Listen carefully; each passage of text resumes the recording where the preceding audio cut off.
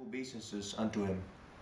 One will Srila Rupa Goswami Prabhupada was established within this material world the mission to fulfill the desire of Lord Chaitanya. Give me shelter under his lotus feet.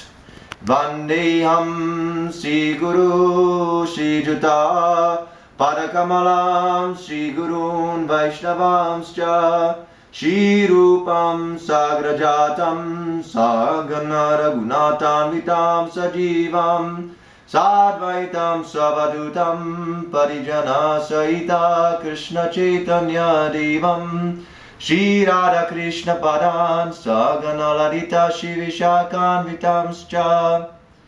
I offer my respectful obeisances unto the lotus feet of my spiritual master.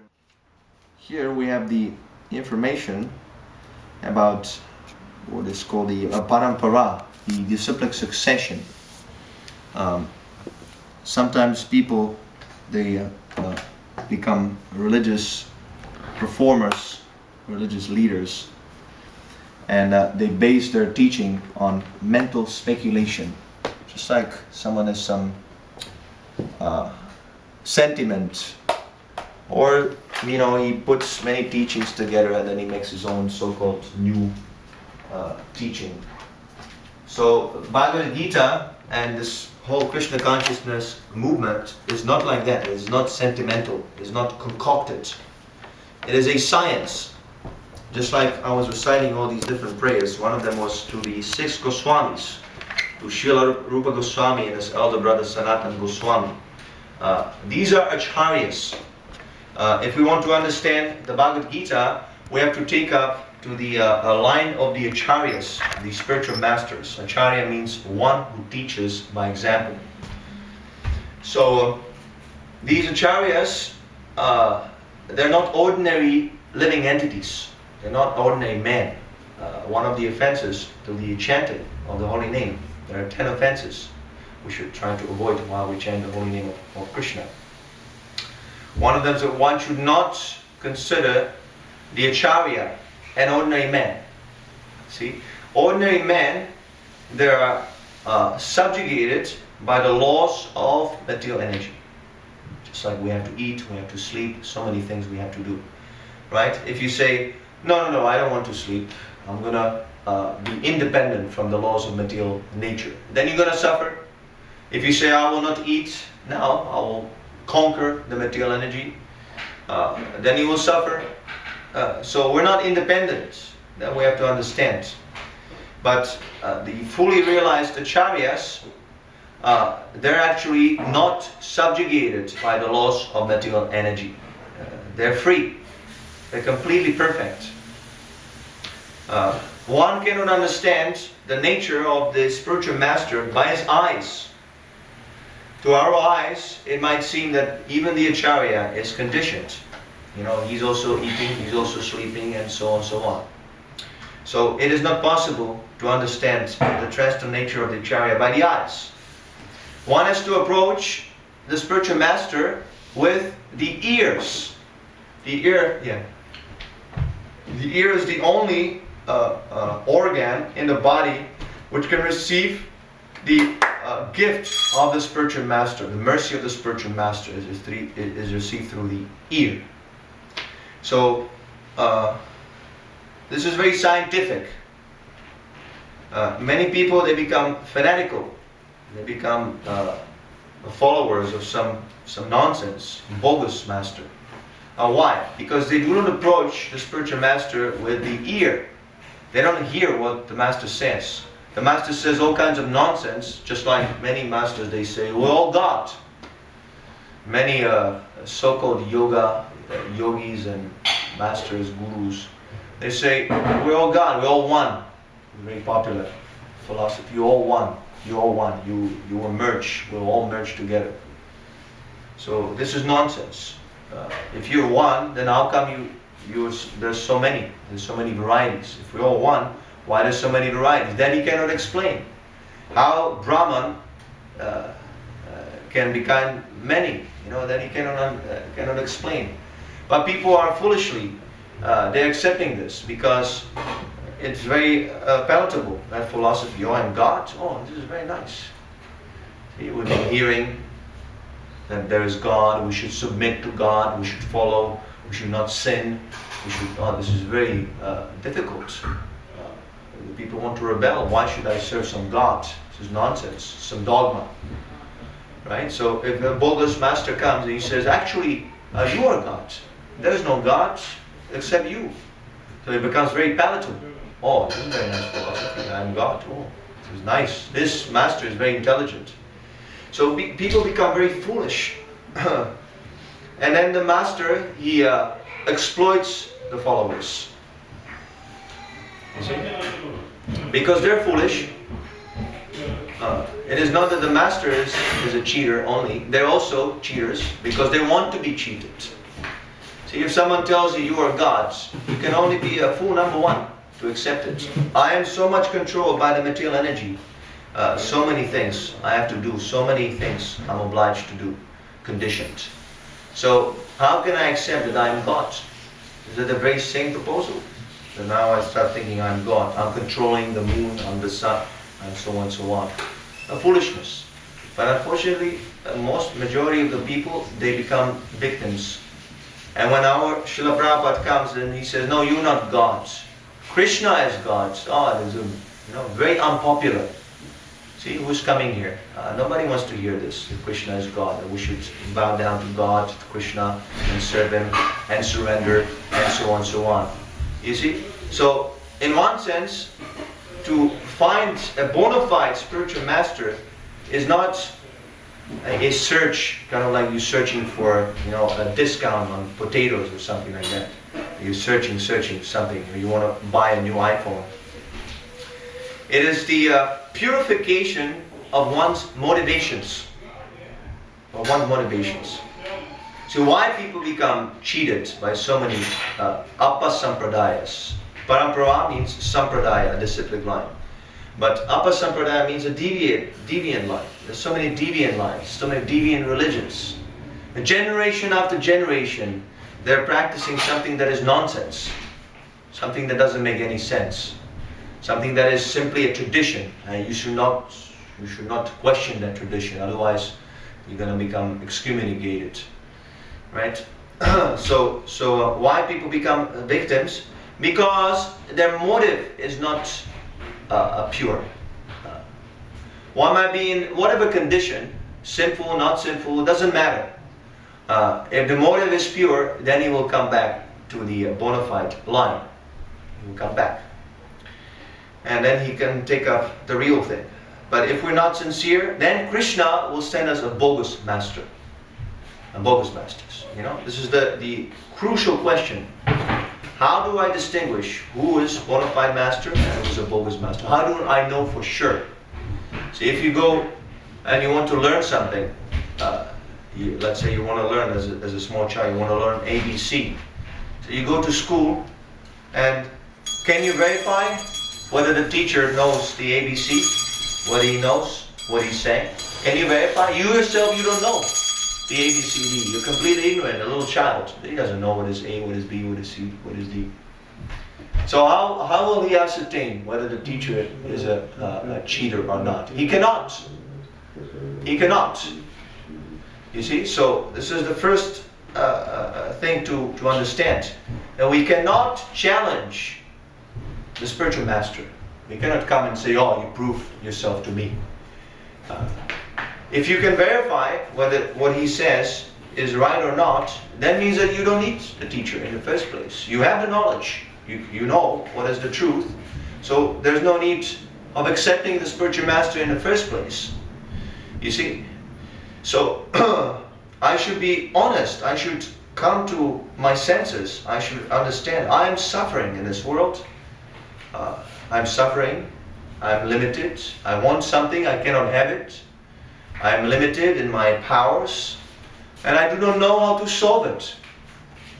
I do not know how to. I am trying for so many solutions, but I have no solution. The number one problem is that I will have to leave this body. I have to die. And I have no solution for this problem. I'm trying to forget this problem by absorbing myself in sense gratification. Right? Trying this, trying that. illicit sex life, intoxication, parties, this, that, entertainment, iPhone, Facebook, so many things. This is how the economy is growing. That people, they manufacture all kinds of sense gratification, they give it to people, and people foolishly, they take this, take that, but they're never satisfied. See, they simply, why they're so much attracted to sense gratification? Because they're afraid. They're afraid to face the truth. The truth is that despite all our endeavors, despite all our work, all our accomplishments, all our projects, all our bank accounts, we'll have to leave. See, we'll have to die. So our life is actually a failure. It's a failure. For example, you rent a new apartment, right? Now you bring your furniture, everything very nicely put. But at the end of the day, when you finish everything, then I'm gonna come and I set the apartment on fire. You see? So just imagine that you would know this beforehand. You would know this. And yes, at the end, there's gonna be fire. So your whole work, your whole decoration and moving in is useless. It's a useless waste of time. So we should understand that this material sense gratification, all this entertainment and just, divert the attention from the real problem is a waste of time. Is a waste of time. We should become very convinced about this. And then we'll not be cheated by anyone. A bogus master will come and will try to allure you that if you practice this teaching, then you will have better sense gratification. You become God. Who can have more sense gratification than God himself? For him, there are no rule. So if I'm sincere about my purpose, then I'll be seeing properly, oh, this is nonsense. This person wants to cheat me. See, my vision will be clear. And I will try to find the real master, the one who tells me how to get out, how to transcend, how to be free from all these material desires. Material desire is always bringing us suffering, always. Because it's material. Material means impermanent. I am permanent. I am eternal. Nityo nityana, chetana chetana. Krishna is the supreme eternal. But I am also eternal, minute. Krishna is conscious, I am also conscious, but minute. Krishna is the supreme consciousness. He is conscious of every living entity. I am conscious of the pains and pleasures of my body only. But I am conscious. You see, I am eternal. Dehinasmin yatadi, komanam yuvanam jara, tata dehantara praptir, dhirastatra namuyati. That I had a body of a small child, that body is no longer here. But I'm still here. That means I transcend the body. I am eternal. The body changes all the time. I remain. I am permanent. You see? So I should find a permanent pleasure, not the impermanent pleasure. If I become foolish like an animal, see, animal, he becomes controlled by his senses. A dog, sometimes, the thieves, they want to steal something from a house. So they throw some meat to the dog, and the dog becomes foolish. Something nice for eating, and the thief can come in and steal everything from the apartment. So we should not be foolish like dogs, controlled by the senses. This is called yoga. Yoga means the linking process with the Supreme Absolute, with Krishna, through the process of control of the senses. Out of the senses, the tongue is the most difficult to control. The tongue. Everyone wants to talk, blah blah blah blah blah, and everyone wants to eat whatever nonsense. People have no discrimination. They eat all kinds of rubbish. Like I was reading on the internet that the restaurant McDonald's, that they're going bankrupt actually, because people are awakening to the healthy lifestyle, so they're going bankrupt. I don't know if it's true or not, but I saw a McDonald's. It's still working. So there was a movie. One guy, he made an experiment. He was eating simply McDonald's food stuff. It's called Super Size Me. I don't know if you heard about this movie. It doesn't matter. So he made this experiment that he was simply eating McDonald's and nothing else. And in 1 month, he was in touch with some doctors and so on and so on. They were showing that he was developing all kinds of diseases. You know, so it's simply this food stuff is simply harmful to the body. But people, because they can't control, they like the taste. They make the hamburgers and everything in such a way that it conquers the senses. So even though people know, they even saw the movie, they still go because the senses are dragging them.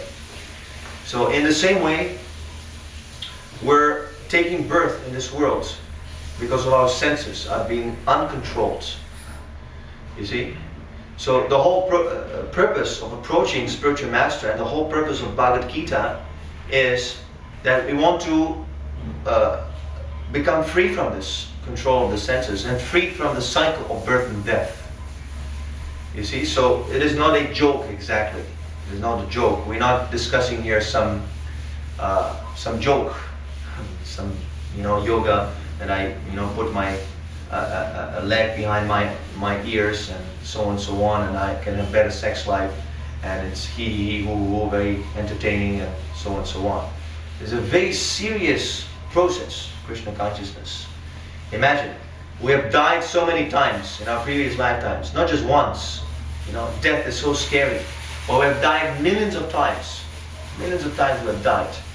And the Bhagavad Gita gives the ultimate solution to all this misery, all this suffering. The ultimate solution. So when we approach the spiritual master, we have to approach him with humility. Humility and submission. In other words, before one accepts the spiritual master, he's free to deliberate. Is he actually the person I'm going to surrender fully? Or, one is not forced to accept the spiritual master. He can deliberate. He can hear from him as much as he can to ascertain. But as soon as he accepts the spiritual master, then he cannot disobey.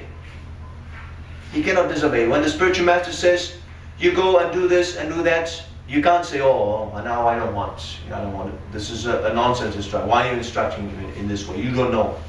No, that you cannot do. That means you have not accepted the spiritual. You made a show. Or the others are also accepting spiritual. Oh, let me also accept the spiritual master. It is not like that. You have to be serious about solving the real problem, birth, death, old age, and disease. And you have to approach the spiritual master with submission and humility. So, this parampara, this succession of spiritual masters, is the succession of spiritual masters who are themselves disciples. The spiritual master is the perfect disciple of his spiritual master. And he repeats the message of Krishna as it is, without any adulteration. Because he understands, oh, I'm imperfect. My spiritual master is perfect. I am imperfect. Therefore, let me not change the instruction. Let me not speculate. Let me simply accept the instruction as it is. Let me not criticize. Oh, this instruction is not good. No. Simply you accept. That's it. This is not fanaticism. Although it might seem like it's fanatic or dogmatic, but actually no. It is scientific. Just like you have a mathematical equation. If you change one thing, one number, if you change, the whole thing comes out wrong. You see? So in the same way, this is a perfect science. It's coming from Krishna. It's coming from God. So God doesn't say anything imperfect. Whatever he says is so perfect that the Bhagavad Gita is read even after 5,000 years and it's still valid. Still perfect. You compare it to any material science. 1 year, 2 years, then another scientist comes and he completely changes that theory. He says, oh, actually, Einstein, he made a mistake here, he made a mistake here, now we have to change the whole thing, we have to improve. So, in this way, their knowledge is always imperfect. That is not science, actually. Science means perfect, it's eternally a fact. Just like we're changing the body. We've been changing the body from a child to a teenager to a grown-up man to an old man since time immemorial, and it will remain a fact in the future also. This is scientific. The sun is rising, during in the morning, and setting at night. This is science. There's no speculation. You see, so we have to accept the message of the Bhagavad Gita as it is. This is called disciplic succession. The spiritual master does not necessarily have to be physically present. It's not necessary. The spiritual master is not different from his instruction. See, he has already conquered the laws of material nature. So he is on the absolute platform. Absolute platform means there is no duality. Here in this world there's duality. If I say something, it's different from myself. But in the absolute realm, there is no such a duality. So the person and his instruction are one and the same. One and the same. If you read Srila Prabhupada's books with the sincerity that I want to solve all the problems, I want to solve the problem of death, I don't want to enjoy, so-called enjoy on a material plane anymore, I want to enjoy spiritually, then Prabhupada will talk to you directly, to you specifically, individually, if your heart is open. If your heart is not ready, then Prabhupada can speak on and on and on. He will not be able to capture the essence. So, this system of yoga has been explained to Vivaswan, who was the sun god. That was 2 million years ago. He explained the science to his son Ikshvaku, and he explained it to his son Manu. In this way, the knowledge is being passed down. But in due course, the message was lost. There was someone who became an offender to the spiritual master, and he says, no, this is wrong. This philosophy is wrong because I cannot enjoy my senses in this way. So I'm going to a little bit mix it up. A little bit spiritual, a little bit material. And in this way, the section was lost. See, someone changed one thing and it became lost. So now, 5,000 years ago, Krishna appears again and he revives that succession, starting with Arjuna, his intimate friend. Krishna says that I make you the recipient of the new succession for 2 reasons. Because you're my friend and you're my devotee. So Prabhupada explains here that only a devotee in a direct relationship with Krishna can revive the disciplic succession. You see? So we all have a relationship with Krishna, we're all eternally related with Krishna. But when we speak of a directly related, this is a person who is fully perfect. When we say fully perfect, when he chants Hare Krishna Maha Mantra, he has the perfect realization that Krishna and his name are non-different. So when he chants, he directly associates with Krishna. When we chant in the beginning, we don't have that realization. So that's why we can't chant all the time. We don't have that pleasure from chanting Hare Krishna. We have, for a little while we can try it out. But after 1 hour, 2 hours, we become tired, a little bit tired. It's a little bit challenging. So this pure devotee, there are gradations of devotee. Not everyone is the same. The spiritual master must be accepted from the highest class of devotional service, the highest realization. Such a devotee never falls down. He never falls down. A regular devotee, he might fall down. He might forget Krishna. He might interrupt his Krishna consciousness. Just like many people, they come, they chant with us for a little while, and then they go away. And then you meet them after 1 year, and they say, "Oh, this Krishna is nonsense." Like that, they completely change. So that is a neophyte devotee. But a pure devotee, just like we have our spiritual master, Srila Prabhupada, he does not fall down. He never falls down. He's perfect. And he has a direct relationship with Krishna. In other words, He talks to Krishna face to face. Face to face. And this is not some kind of a fantasy or sentiment. This is actual fact.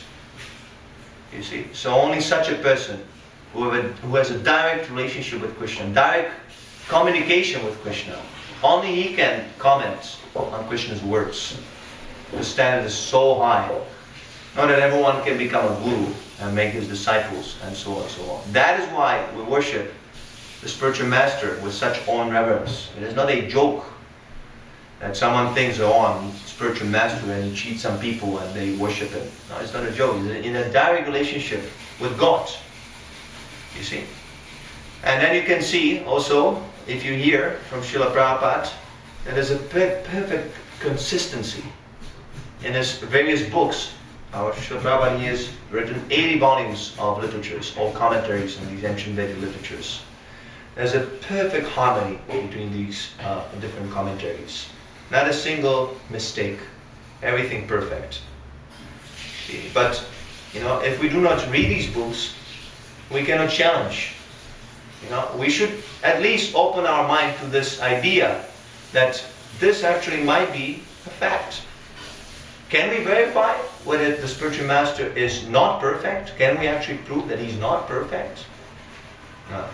Can we find some flaw? Sometimes people try to find some flaw with devotees. When they are not satisfied, when their sense gratification is in jeopardy, they try to fault find. Oh, devotees, they're nonsense.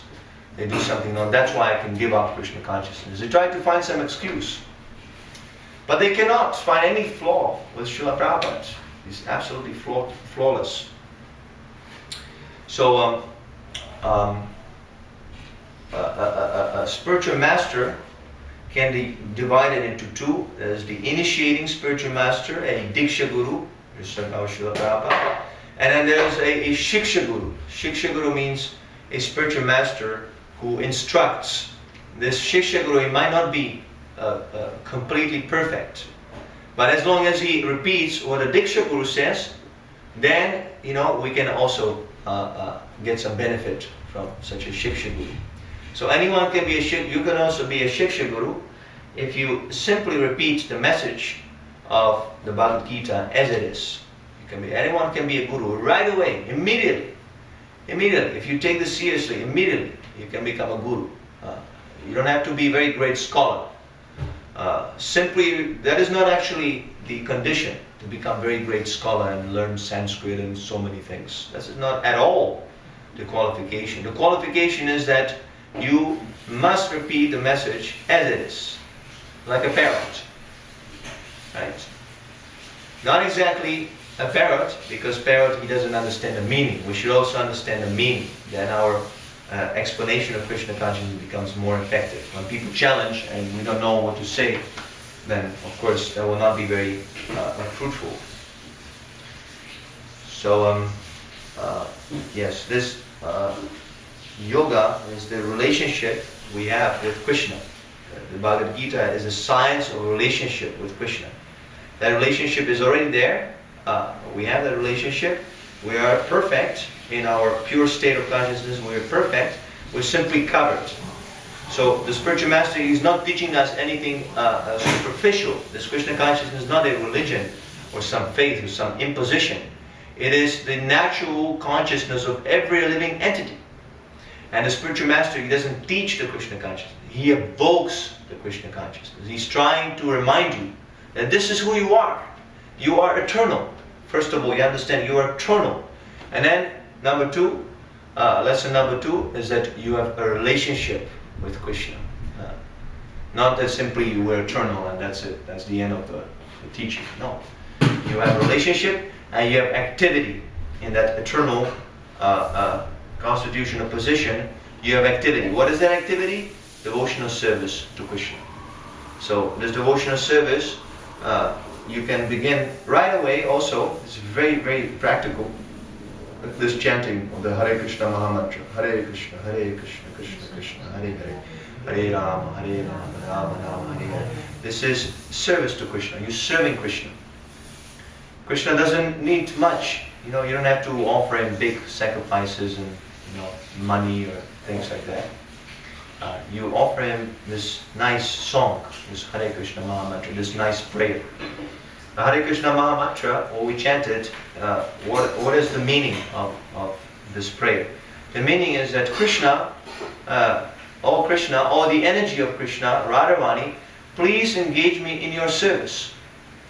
Right now, we're being controlled by the material energy. Just like I was explaining, the senses are dragging us here, there, and we suffer. We have to pay. For any pleasure you have to pay the consequences. So we're enjoying and suffering, enjoying and suffering. So we pray, we want to give up this service of Maya, of the illusion, of the material energy. We want to come out of this influence of the material energy.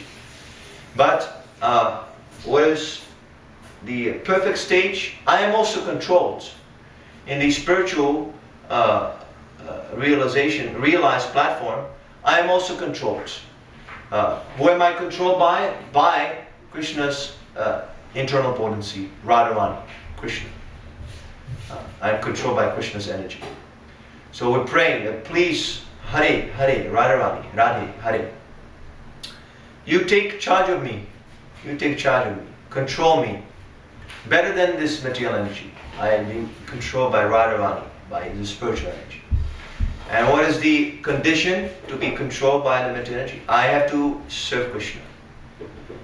See, if I become serious about serving Krishna, if I want to chant Hare Krishna, if I want to serve Krishna nicely, then Radharani will take charge of all my necessities, everything, my eating, my sleeping, my everything. Just like now, you go to a job, right, and you get money, so then with the money you can purchase your necessities and so on and so on. But if you serve Krishna directly, then you don't have to work. You don't have to get a salary. Then Krishna directly supplies everything. Because this is the most important work, this devotional service to Krishna, the most important work. We're serving Krishna. It's the only duty the spirit soul has in this world. So, like that. There are 5 relationships. One can be in a passive state, one can be in an active state, as a friend, as a parent, as a conjugal lover.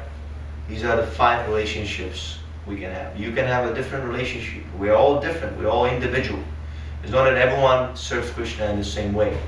There are 5 different rasas, or mellows of devotional service.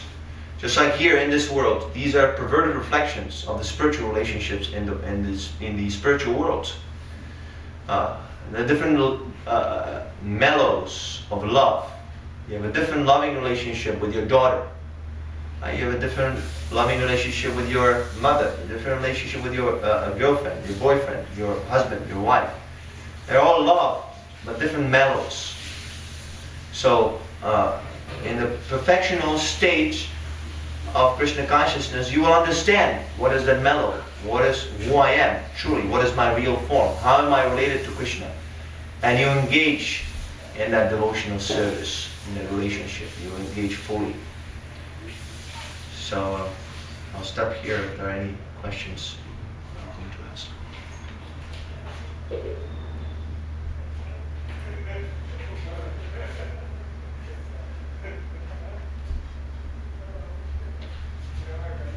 And in these different relationships, the way to be devoted, is to serve Krishna through this person, like if it was Krishna that I was serving. Say it again. Like the way to be devoted to Krishna in these relationships, yeah, is to treat the person as it's Krishna, like as I'm loving Krishna.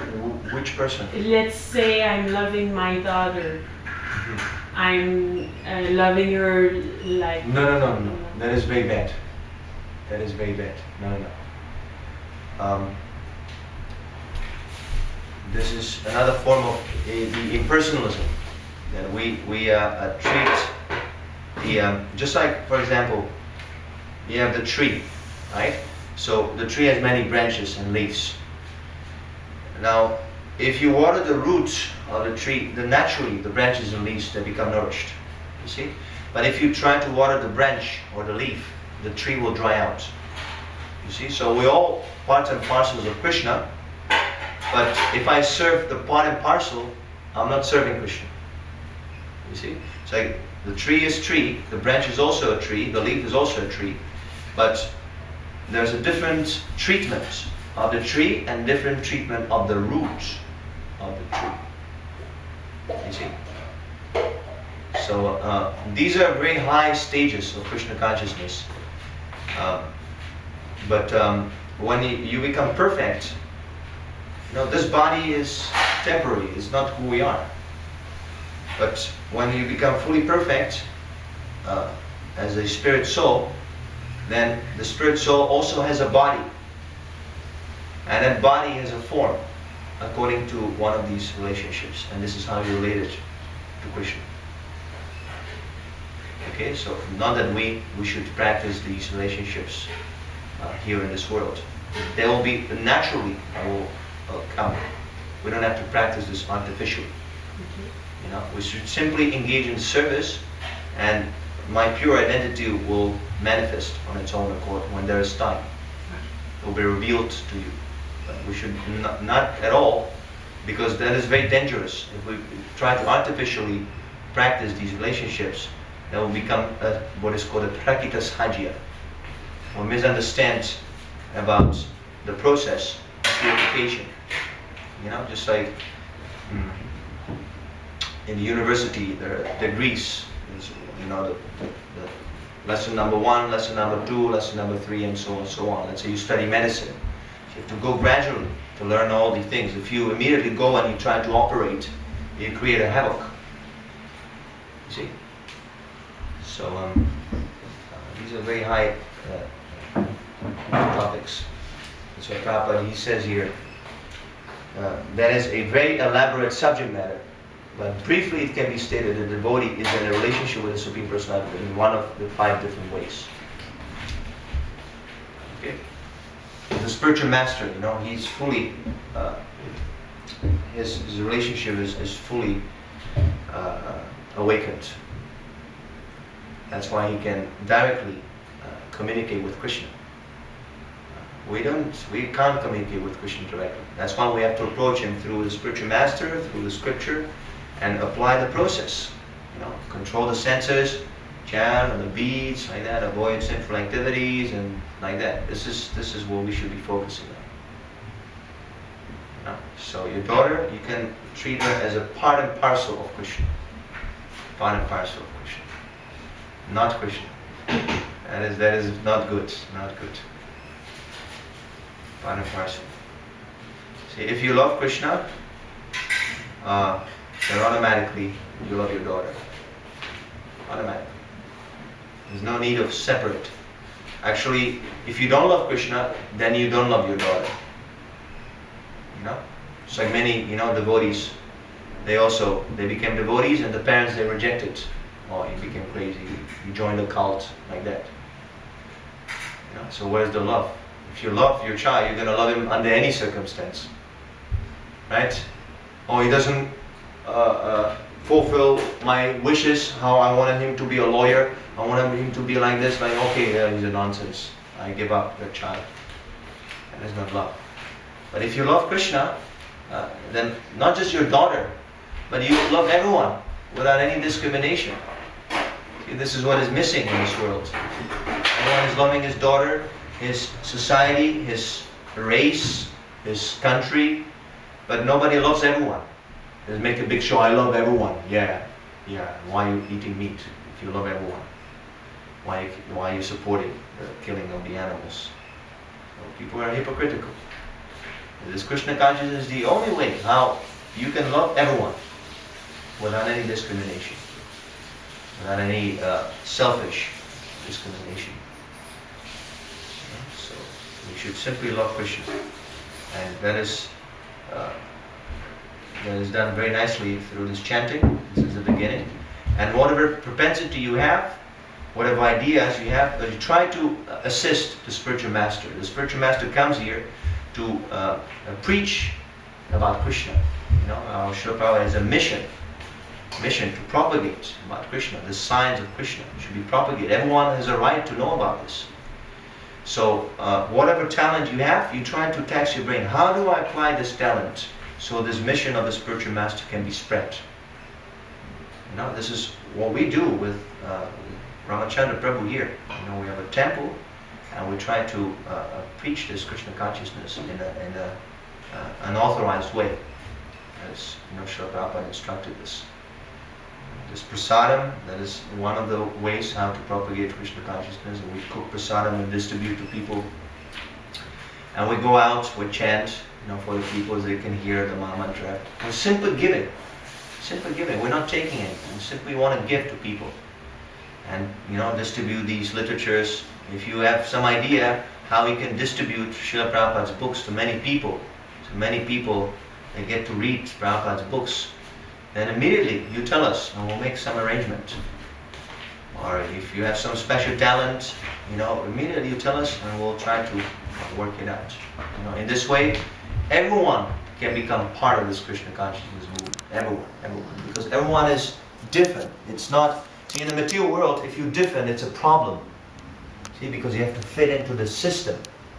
And the system is exclusive, it's selfish. It only serves to a certain class of men. But in Krishna consciousness, because Krishna doesn't care what type of service you give him, he wants simply your love. He doesn't necessarily cares about in what form you serve him. Of course, there are some rules and regulations. We can't serve Krishna in a whimsical way. Under the instruction of the spiritual master, it must be regulated. But in one sense, it is not regulated. It's spontaneous. Anything and everything you can dovetail in Krishna. You know, that is the expertise of the spiritual master, that he can dovetail anything and everything in Krishna consciousness. And that is his great art. So, you know, this is very important. How to serve Krishna. You know, chanting is the beginning, but we're not just chanting. We're also practically, you know, involved in the community. With, you know, raising funds for this place, so we can go on. People can get benefit. We cook. We, you know, clean. So many duties are there. You know, no shortage. If someone is asking, well, how do I serve Krishna? There's no shortage. If you, provided you want to serve Krishna. See? But people don't want to serve Krishna. That's why I said, I don't know how to serve Krishna, so, okay, bye-bye. Find an excuse. So, anything else? So you said there was ways to serve Krishna, but there are also rules. Yes. What are the good and bad ways of serving Krishna? We should first of all accept the spiritual master. That is the number one rule. Because if we don't accept the spiritual master, the rules and regulations, you know, we're practicing artificially. You know, it is the spiritual master who gives us the rules and regulations. You see? So, what is first of all, we should understand what is the meaning of the rules and regulations. Krishna is a person. Like you are a person. You are an individual. Although Krishna is God and everything is emanating from him, still he has a separate individuality. This is so nice. You know, if he doesn't have a separate individuality, then he's incomplete. God is incomplete. So, just like you know, you have certain likes and certain dislikes. It's not that you like everything, you know. And so you come and you tell me, I like this, I like that, and I like something else, and we exchange, we discuss, and it's nice. A variety of people, they're coming from different backgrounds. This makes it life enjoyable. So, in the same way, Krishna has his likes and his dislikes. So, the spiritual master, he's not also teaching us the rules and regulations, something artificially, something without any purpose. These rules and regulations are meant so we serve Krishna favorably. That is actually the difference between devotional service and you know, just a regular activity for my sense gratification. And devotional service is favorable. We should be concerned that will Krishna like what I give to him? You know, I should be always thinking, how can I improve my service more and more, and so on and so on. So there are certain rules and regulations, but number one rule is to accept a spiritual master and take initiation from him. That is number one. So we advise everyone that please kindly, you come here, hear this philosophy, ask questions. If there's something not clear, you bring it up immediately. If you have some doubt or some challenge, you can ask, and we try to clarify. And if you can, try to read the books of our spiritual master, and just give it a nice read, and before you make any commitment, just try to find out what is it all about. And then when you are ready to accept a spiritual master, then you accept, you take initiation like that. When automatically when you accept him, you take initiation. What is that? The initiation by reading the books. Yes, that is a real initiation. Okay. Yeah, through the sound, by hearing. But there are some rules and regulations. If you want to be a official disciple, officially accepted as a disciple, just like we had the initiation ceremony, there are certain rules and regulations that have to be followed, and there's certain things has to be done in a certain way. For a first initiation, For that was both. the second one is not the same thing. First and second, both. Okay. Yes, it's a little bit more serious. But yeah, the actual initiation is through the sound and your determination to follow the rules and regulations. That simply we read, la la la, and then we do all kinds of nonsense. That is not initiation. Spiritual master, he's giving you the opportunity. Yes, you take it. But if you don't take it, that doesn't mean you initiate it. No. So, like that. Does it answer your question? Mm-hmm. Now, how do you find the perfect spiritual master? Like you said, like a child who doubts the teacher, like prove this. How do you find the perfect spiritual master? Well, I explained. You have to purify your desire. You first of all have to be ready to make the solution. You have to be ready to give up certain things. If you come to the spiritual master and the spiritual master says you give up this, you give up that, don't do this, don't do that, you say, no, I'm not gonna, you advising me wrongly, I'm gonna just accept this portion, what you're telling me, and this portion I'm not gonna accept. And you start to instruct the spiritual master, that is nonsense. You see? So first of all you have to be ready, not to challenge. And okay, I don't know. I don't know what is going on in the universe, whether there's God or there is not God. I cannot verify. My eyes are imperfect, my senses are imperfect, my mind is very limited. Let me not challenge. Let me give up this challenging. What is the proof? What is the proof? It's a foolish idea. Who are you? Are you, all-pervading consciousness? You can verify what I'm saying? You can't. You simply have to put your faith in the spiritual master. We're putting faith in so many different authorities, like, you're watching TV, you have the TV guide. So you're accepting the authority, or the weather broadcast, right? In Metro many times we see with Ramachandra, it's going to rain. We put our faith in it, or it's going to rain, so we're not going to the tam-tams, we're not making any ladus, nothing. And then it's very nice weather, sunny. So we put our faith in the weather broadcast. So why not put faith in someone who's dealing with the spiritual subject matters, you see?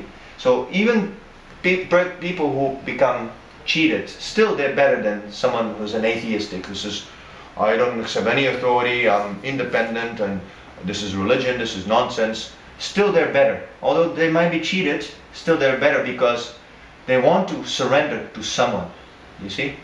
That idea has come. So that is very good. But one has to be very serious. That I don't want anything material. We have to make that a determination that from now on, let me finish all these material desires. Material desire means that for my pleasure. Let me this, what is, I've simply suffered. Simply me, I, what I want, what is my thing, my. Let me give this up. Let me now serve God. Let me serve God. Just like I said, if you water the root, automatically the branches and leaves are nourished. So you're one of the branches, one of the leaves. If you water the root, if you serve God, you satisfy, all your desires are fulfilled. Why should I separately try to, desire something? That is the root of my bondage. So if you understand this principle, how to serve God, then the next question is, who is God? Who is God? And then, Krishna. Krishna is the only God. Only description of God. There's no other description of God. If you want to know about God specifically, what is His form, what is He like, and so on and so on. We challenge you. Do we have any other concept of God you can bring so perfect as Krishna, so explained so elaborately in the Vedas? No one knows. The Christian people, they don't know who is God. They know, but they don't know the science, the specific details are not there. So in one sense, they don't know who is God. Or the Muslim people also, they don't know who is God. They have a very vague idea. So then when you come to Krishna, then you have the disciplic succession, then you have the Bhagavad Gita, you study the Bhagavad Gita. So then there's the spiritual master coming in the succession, and Srila Prabhupada, how can one doubt that he is empowered by Krishna? He actually spread the Bhagavad Gita all around the world. So it becomes very, the path becomes more and more narrow if you're sincere. But if that first question is not there, the first determination that I want to serve God, I don't want to serve my senses anymore, then, you can go on searching on and on and on and on. So in one sense, it's all about us. If you become sincere, if you're determined, then Krishna will put you in contact with the spiritual master automatically. So it's not an accident that we're here right now. We have made a determination at one point in our life that yes, what is the spiritual? Why you have come here? This is not an ordinary. That so many people out there. We go, with our books. We try to distribute the books on the street every day. Most of the people, they don't want to even look at us. It's like, no, this was some nonsense, something about God. No. I have no time for this, So it's not a joke. So now we should take advantage of this mercy that we have come in contact.